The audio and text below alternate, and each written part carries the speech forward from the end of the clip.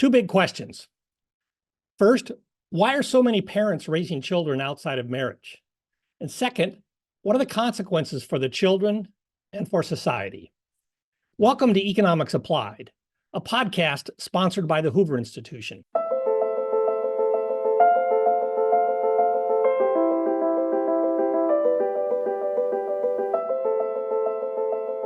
My name is Stephen Davis, Senior Fellow at the Hoover Institution. Our guest today is Melissa Kearney. She's the Neil Moskowitz Professor of Economics at the University of Maryland, a highly accomplished researcher, director of the Aspen Economic Strategy Group, and non-resident senior fellow at the Brookings Institution. She's also a mother of three, and I'm sure she's an excellent one.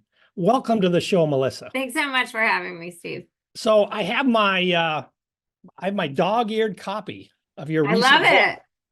That's awesome. Thank you. The Two-Parent Privileged, How Americans Stopped Getting Married and Started Falling Behind.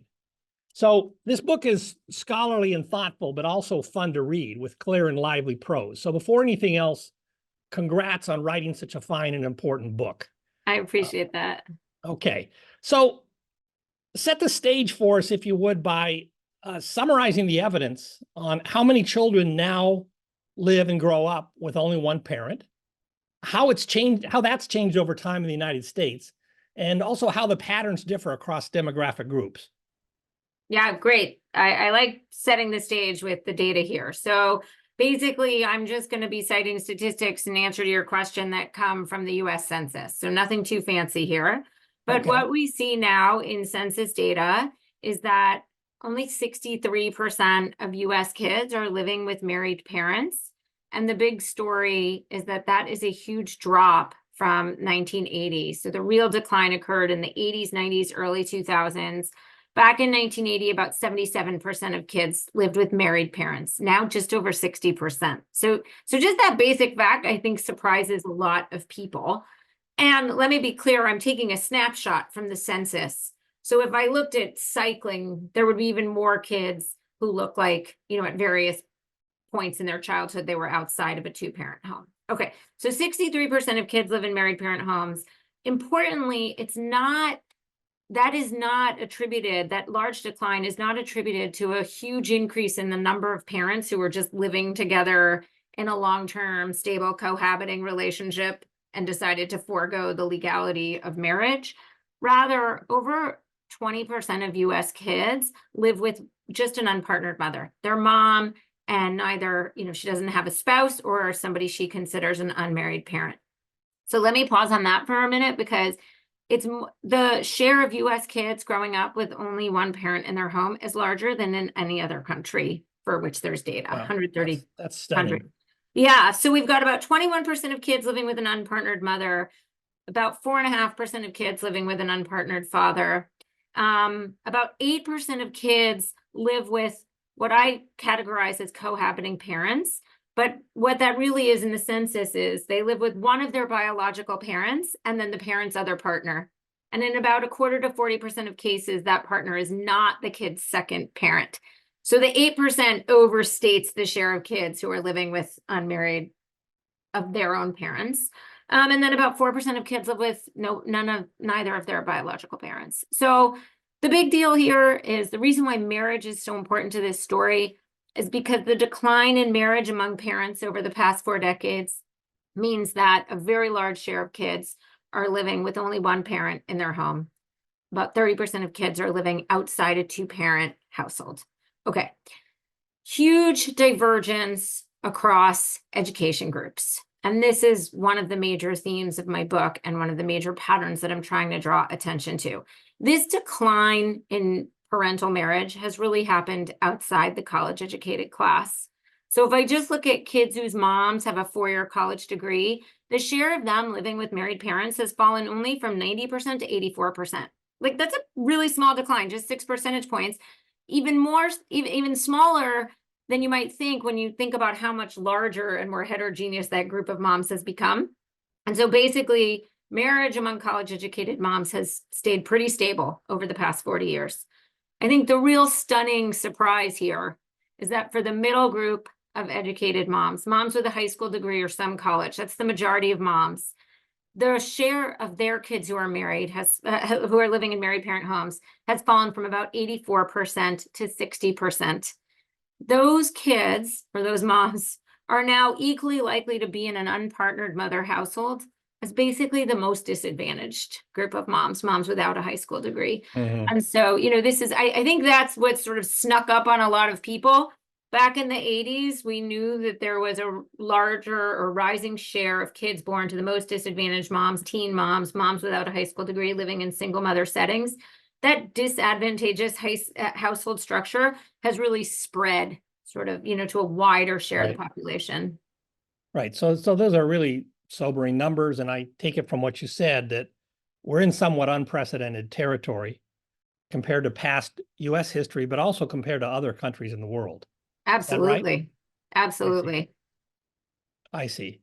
So we'll get into the why part, but which I think is in some respects maybe the most puzzling. But before we get to the why, we should talk about the consequences. So yeah. let me state my version of what I understand to be the two-parent privilege.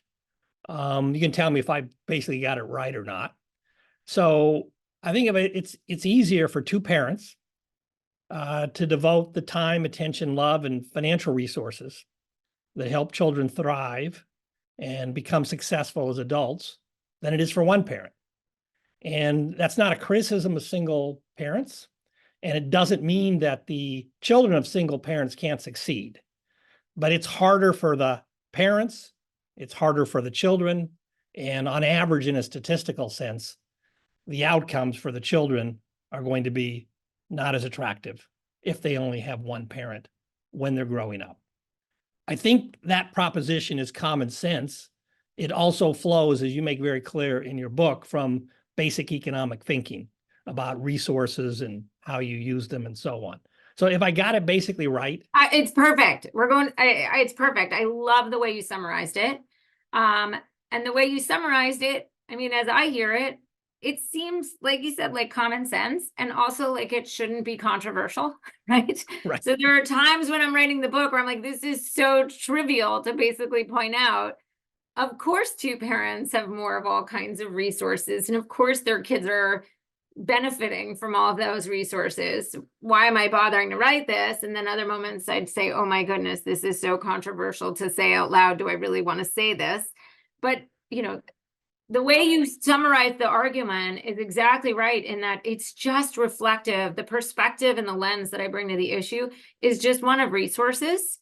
And once we talk about family structure and marriage in that framework, like a big part of my hope, my goal with this book was to take it out of the culture wars. Nobody's blaming the victims here, right? We're sympathetic to the victims. Really hard, right? It's really hard if you are finding yourself in the very hard position of raising kids on your own. There's a lot more you have to do by yourself than someone with a partner. And so then, it flows from common sense that would be harder and there'd be fewer resources for the kids. But we also have tons and tons of empirical evidence supporting that intuition. But that's what I was going to say next. It is common sense. I should say for the audience that in the circles we travel in, it sometimes takes intellectual courage to propound the commonsensical. So I do understand what you're saying about the pushback you get. But beyond just, while the proposition itself is common sense and I think flows from basic economics, part of the contribution of your book is to quantify the force of this common sense view. And that does require scholarship. So and careful assessment of the evidence. So talk about now, not just in a qualitative sense, but in terms of, how much does it matter? For whom does it matter the most? That kind of thing. Yeah. Okay. Right. So the proposition might be common sense, but you're exactly right. How much or for whom, that's not so clear. And so one thing I will say, we had lots of studies from the 90s and early 2000s showing that, on average, kids who grow up with two parents do better. And a lot of that earlier research really focused on poverty as the outcome. In fact, most research on single parenthood and family structure has focused on poverty. And so not long ago, a few, maybe 8 years ago, I started wondering, gosh, given how widespread single motherhood is now, maybe it doesn't matter so much because single moms are more likely to have high school degrees, they're more likely to be older, so they're probably more likely to be able to keep their kid out of poverty. And that is entirely true. But the heterogeneity, or who does it matter for? Actually, there wasn't research on that. So Phil Levine and I wrote down a model of just how would we think about what we call the marriage premium for kids? Okay. Mhm. And so the idea is basically the simple elements of this model is it's going to depend on the mom's own level of resources, what the second parent would bring to the household. So you've got assortative mating, you have, right, higher resource moms partnering with higher resource dads. You also have sort of a reduction in the economic stability of some dads. So the incremental increase in household resources coming from the second parent matters. And then the third element is how do those total resources combine to produce child outcomes? And once you write down that model, you'll realize, it's going to matter for different people on different margins. And that's exactly what the data show for kids. So for the least educated parents, really the kids are at a disadvantage, whether the parents are married or not. They have high rates of poverty and they're very, very low rates of college attendance. But when you look at parents with a high school degree, whether or not they're married, makes a big difference in the likelihood that their child graduates for high school or graduates from a four-year college by the age of 25.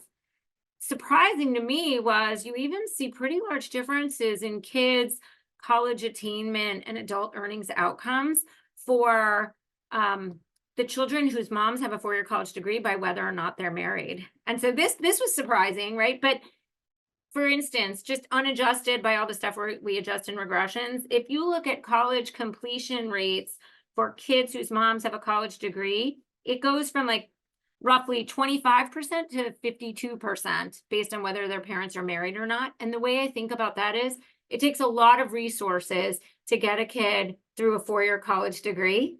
And in, our society, it's really two higher earning parents that are most likely to be able to deliver that high level of resources to kids. The reason I think this line of research is so important is because it broadens the conversation away from just, yes, we absolutely need to do more to prevent poverty among single mother households. But if we're actually really going to close class gaps or increase the share of kids who attain really higher levels of education, we actually need to think about the problem of so many kids being outside that beneficial household structure. And so this is why the story is also about inequality, and the perpetuation of inequality, Right. not just about poverty. Let me repeat some of what you said. It's an important but somewhat subtle point, I think. You're saying, look, even if you provide more financial resources to impoverished households, if at the same time as that's been happening, and I think the social safety net in some sense has expanded over time in the United States, the dissolution of the family in terms of two parents raising children is cutting very strongly the other direction. 100%. And so you may be trying to swim forward with various social support programs, but the current is so strong in the other direction that you're actually losing ground. Exactly. And that seems to be part of what's happened. And perhaps I want to state a proposition, but you can disagree or agree if you want. My view is economists have for a long time, and some others, focus too much attention on just more income, more financial resources as the solution to all these social problems. And yes, you can be financially deprived, and that can hurt your life chances and so on. But there's much more to the story than just absence of financial resources. I agree. And I am guilty as an economist of, for years focusing on all of the stuff that more neatly falls into our economic policy bucket. Let's think about government programs. How can government programs help families, help kids, close class gaps? But then study after study, you just see, shoot, family structure really matters. And that's just something that we take as given in our economic analyses and in a lot of our economic policy conversations. And then the stuff started coming out of the Opportunity Insights lab, the lab now run at, by Raj Chetty out of Harvard. And their first study that documented social mobility across neighborhoods, the largest predictors of rates of upward mobility for lower income kids in their data, their massive amounts of data, it was things that we would set outside of our economic sphere, put in the cultural bucket, namely the share of households headed by two parents, the share of households headed by single moms in a negative sense. And I sort of was like, shoot, we have to actually start paying attention to that as economists, right? Like, I know it's harder for us, but that's actually where most of the action seems to be. So on that point, one of the things I learned from your book that I did not very fully appreciate before reading your book is how big these differences are across ethnic racial groups. And you make the point that Asian Americans in particular stand out, kind of irrespective of education and income level. They're still, to a much greater extent than other ethnic groups, operating under the two-parent model. Yeah. And based on what you just said, that's highly conducive to the upward mobility of Asian Americans. And it's well known and well documented that, in fact, there's been a tremendous amount of upward mobility among Asian Americans, even those who came, say the Vietnamese refugees who came in the 70s, some of whom were well off back in their home country, but they started out impoverished here and they've been very successful. So speak to that a bit, the differences across racial and ethnic groups and how that should inform our thinking about the role of family structure and its connection to class divisions, inequality, and so on. So this, to me, I didn't know it before I did the data work for this book. And it surprised me. Asian Americans stand out, not just in a level sense of having a higher share of kids being raised in married parent homes, but there's almost a complete absence of this education gradient, which is really striking. So let me just put the numbers on it. So 88% of kids whose moms identify in the census as ethnically Asian live in married parent homes, as compared to 77% of the children of white moms, 62% of the children of Hispanic moms, and only 38% of the children of Black moms. So again, these racial and ethnic differences might make us uncomfortable highlighting them, but we really have to stare at these numbers and say, look, Hispanic and Black kids are going to fall behind. They're going to show up at school less prepared because they're so much more likely than children from white and Asian parents to have the benefit of two parents in their household. And that is a reality that I think we have to address. And to use your metaphor from before, to just keep hiring school counselors or expand access to free and reduced price lunch at school, we are swimming upstream, right? So those are important differences. But then even within those racial and ethnic groups, for whites, Blacks, and Hispanics, there's a very sizable college gap, as I call it. So, among the children of Black moms, 30% of those kids whose moms are both Black and without a four-year college degree live in married parent homes, as compared to 60% of those whose moms have a college degree. So again, much lower as compared to the other race and ethnic groups, but a large college gap. Again, the kids whose parents are Asian, regardless of education level, they're very high rates of two-parent homes. Right. So another key set of results that you stress in the book that I want to get on the table and maybe hear your thoughts a little bit more, at least have you describe them, is the differential impact on boys and girls of growing up in single parent families. So there's some pretty big differences there. And so tell us what those are and how we think we know what the differences are. Yeah, here I'm really leaning into the research done by other folks. So there's a really terrific paper by Marianne Bertrand and Jessica Pond that pulls together all different data sets to look at, their paper is called The Trouble with Boys. And what they're trying to do is explain why the gender gap in schooling behavior and outcomes has come to favor girls so much. So what do I mean? Boys are much more likely to get suspended in school. They're less likely to do well on test scores, GPA. They're less likely now to complete high school. So boys have been falling behind. And what Marianne and Jessica do is look at how much of that gender gap favoring girls is reflecting family structure. And their work is pretty compelling in establishing that the gender gap, again, favoring girls, is larger among kids growing up in single mother homes, right? So what do we mean? We know kids who grow up in single mother homes are disadvantaged. The disadvantage is even larger for boys. And they do careful econometric work to show that it's not actually reflecting differences in the way the schools those kids attend interact with kids or schools policies. It's not about the way their neighborhood characteristics vary in ways that might be, especially disadvantageous for boys. They really are able to show that it's a difference in the way boys are responding negatively to the absence of a dad in the home.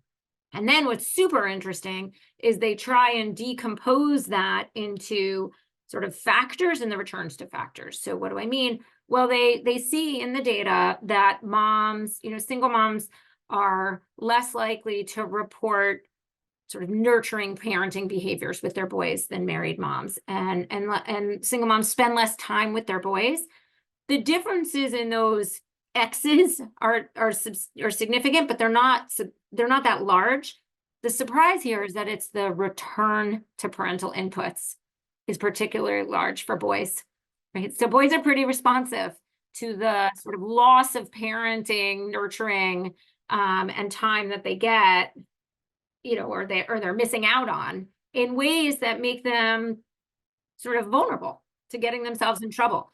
One thing I think it's important to note on this, I get really nervous about suggesting that girls aren't affected by not growing up with their dads in their house. But so I want to be clear, we can see that boys are more likely to be affected in ways that we as researchers can observe in these kinds of data sets.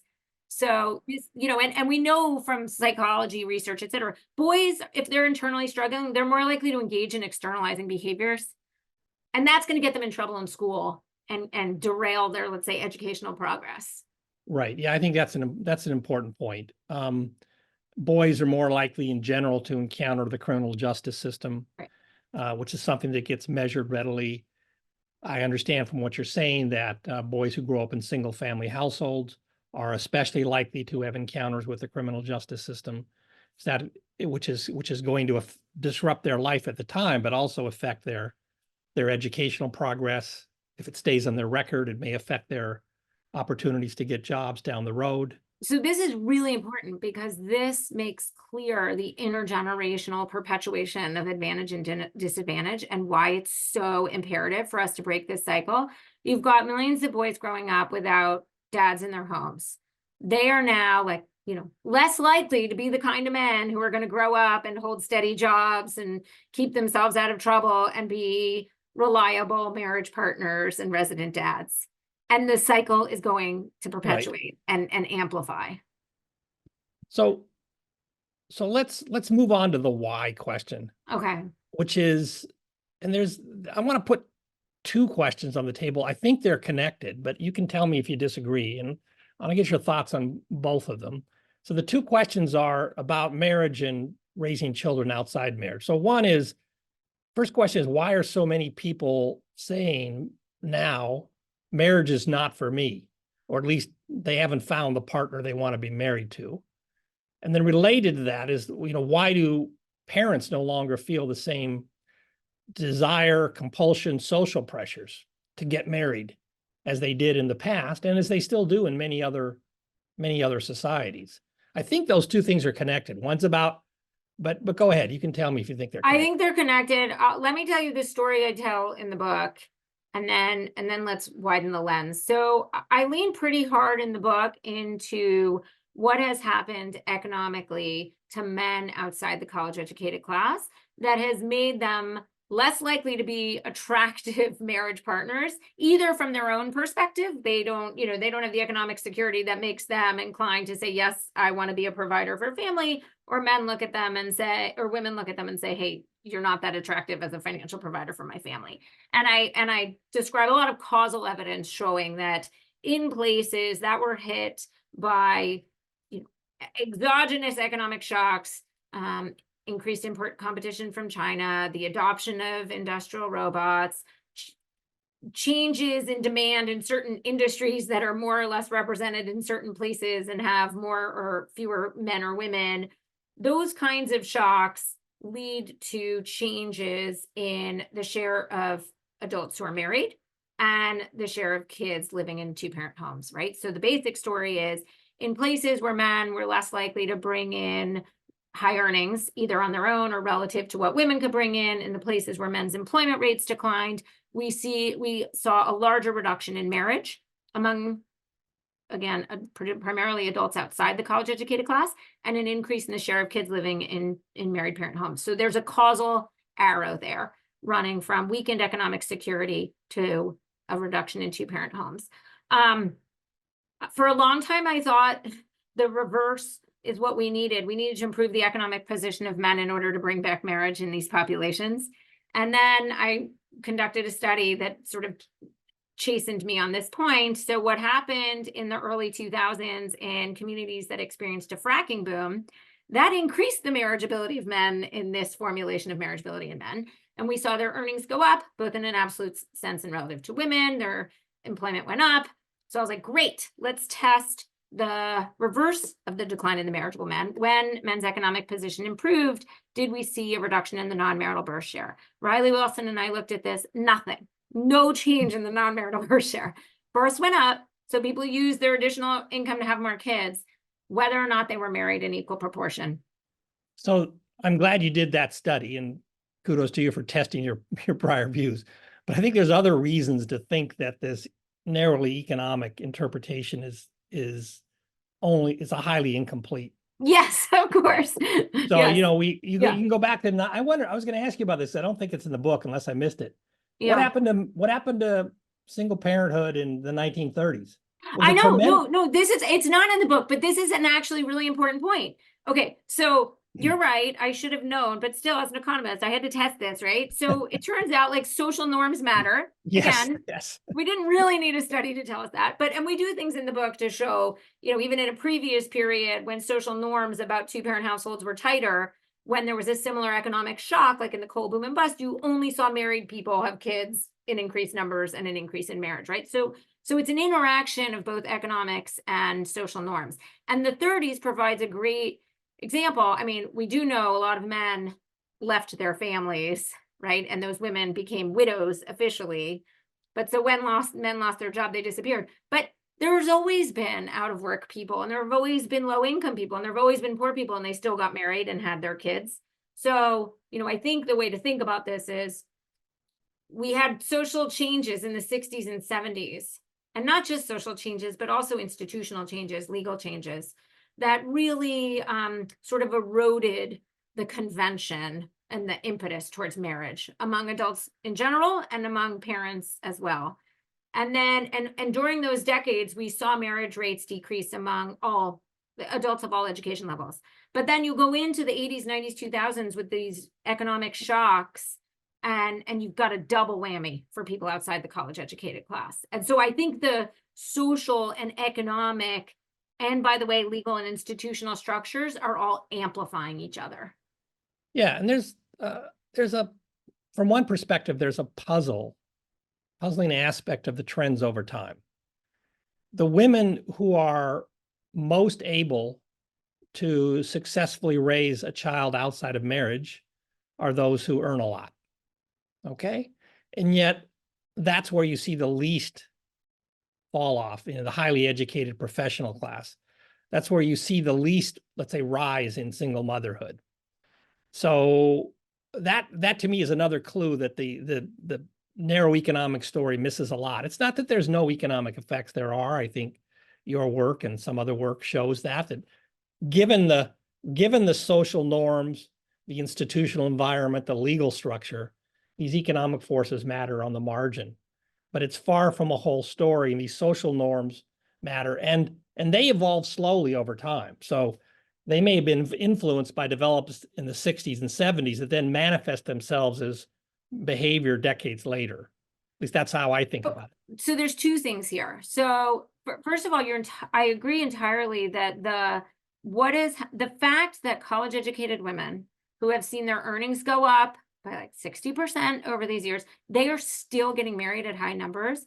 What that refutes is the idea that, well, of course, female economic independence and success was going to lead to a reduction in marriage, right? So I'm pushing back actually here Right. on incoming claims I'm getting from both the very progressive left and the hardcore right, which is, well, of course this was going to happen once women, started earning their own way, but it didn't. And so this is important because this means like marriage is not fundamentally antithetical to feminist success in the labor market, right? So, and by the way, from an equity perspective, those of us who are the most likely to be able to, have high financial resources on our own are the ones most likely to have the benefit of a partner in our home helping us raise kids. That should bother feminists, right? So it's economically less successful women who are much more likely to be doing the hard job of running a household and raising their kids on their own. But there's two different things happening here. There's women's absolute level of earnings and income and financial success, and men's relative to women. So we can both celebrate the economic successes of women and bemoan the fact that men outside the college educated class have been doing less well relative to previous generations and women in their class. And so that's where you see the largest declines, not where women have done the most well, but where men have done the least well relatively. So question, has any one of you or anyone else done a serious effort to quantify the extent to which the shortfall of employment and earnings among many men today, that's what you just alluded to, can be traced back to the fact that they grew up in single parent households 20, 30 years earlier? Do we have any sense of what the magnitude of that effect is? Because you're right, just state for the audience that by many metrics, the relative economic success of men, especially below the college educated class, has declined compared to comparable women. It's just a statement about the relative economic performance. And you can see it also as in a positive way. Women now work more, earn more relative to men in many cases than they did in the past.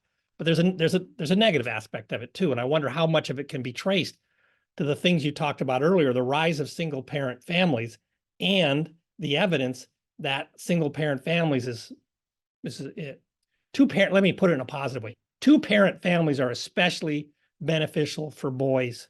They're beneficial for girls and boys, but maybe more so for boys. So I can't remember if they try and quantify it, but nobody's done exactly what you've asked for, but there is work. I'm thinking of a book by Harry Holzer and others that basically makes the point, over time, the black-white gap in outcomes corresponds to this family divergence, right? And it's a similar confluence of trends, or they move together in ways that are concerning.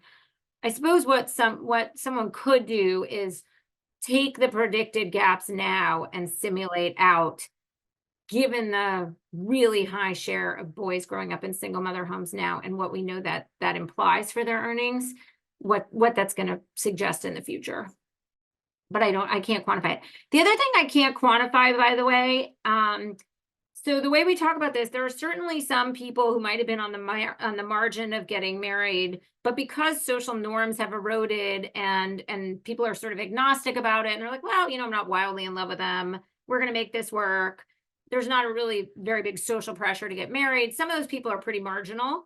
How many people or unmarried parents, parents who aren't living together, how many of them fall in that bucket where the social norms are really dispositive versus how many people face really high barriers like, well, the father of my children is out of work, in and out of prison, has untreated anger management, right? Really high barriers. I don't know. I think it's clear that there's some of both, and which is why going forward, what are we going to have to do? We're going to have to take these challenges seriously. The economic challenges seriously. We're going to have to take some, these barriers seriously, give families and adults more help. And then also, where I come down in the book, which is a pretty strong normative statement, is I do think we need to reestablish a social convention and a norm acknowledging that two-parent households are beneficial for kids. and sort of push back on that narrative a little bit. I don't do this in the book, but people have pointed out like, oh, are you suggesting that adults might need to sacrifice some of their happiness for kids? And I guess implicitly I am, in the sense I'm saying, let's be honest. The answer is, at least in the short term, I mean, there Yeah. are benefits to raising happy children, but Right. they take a while. There's a lot of investment there. Yeah. I want to put forth a hypothesis and get your reaction to it. It strikes me as plausible. I'm not really persuaded one way or another, but I want to get your reaction to it. And you're certainly as well positioned as anyone to give me a well-reasoned, evidence-based answer. So here's a conjecture that men and women in their conception of the division of responsibilities in the household used to have a lot of commonality of what that response, and this is almost, you can go back to the caricature of the 1950s household. Husband drove off to the office every morning, wife took care of the kids and household, and there was a very clear division of labor. And now things are much more complicated. Many women have professional careers, or they want to work, whether it's in professional capacity or not. The very prevalent norm of the man being the main breadwinner and the woman in the house not working or being the secondary breadwinner is no longer the norm.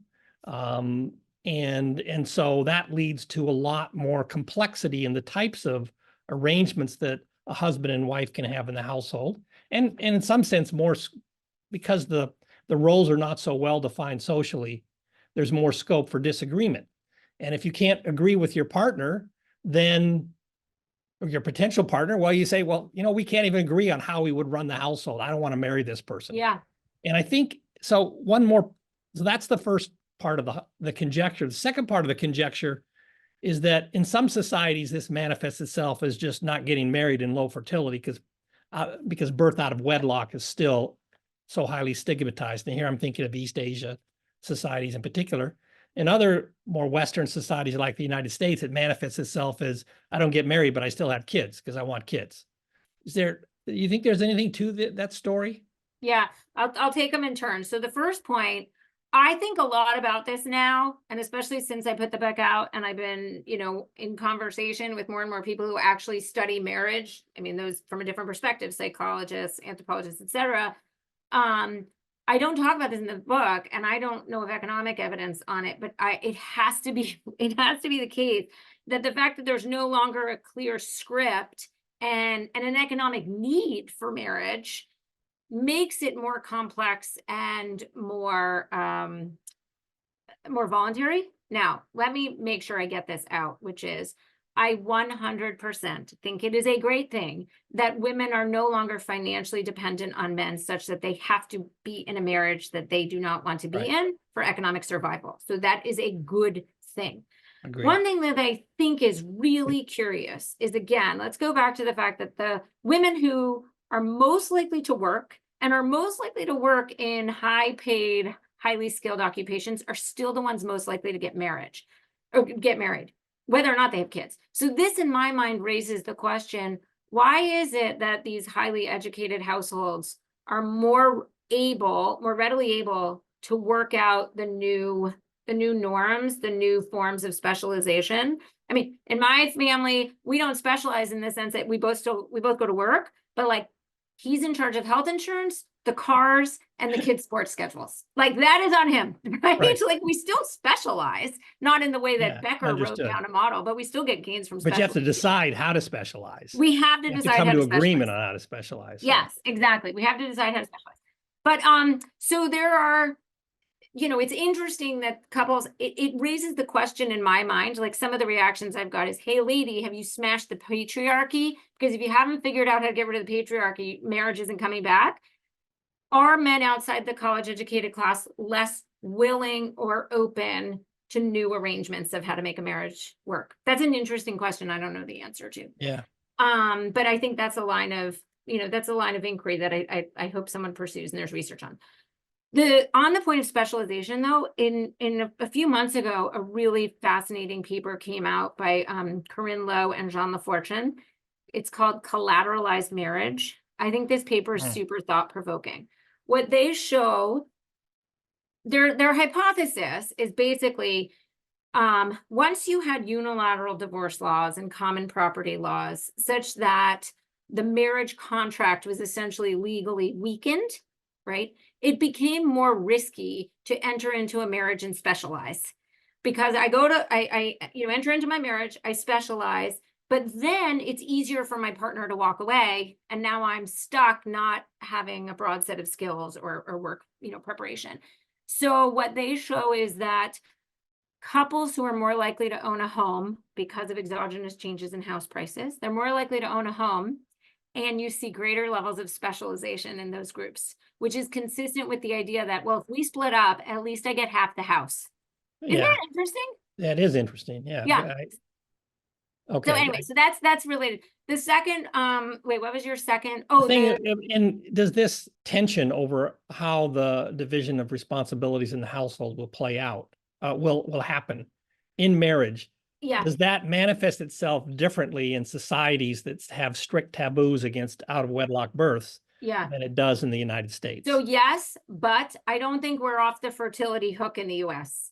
So you're right that, yeah, so that in East Asia, they're not getting married and they're not having kids. That's what that's what my East Asian friends That's tell what me. your East Asian, and the journalists I talked to who have gone over to those countries and interviewed people and said, why aren't you getting married? It's basically like, I don't want anything to do with men in this country, their mothers, and the expectations on me, right? So you wind up without marriage and you wind up without kids. In the US, it is true that the taboo against having children outside marriage is smaller, but let's be clear, our birth rates have come down substantially.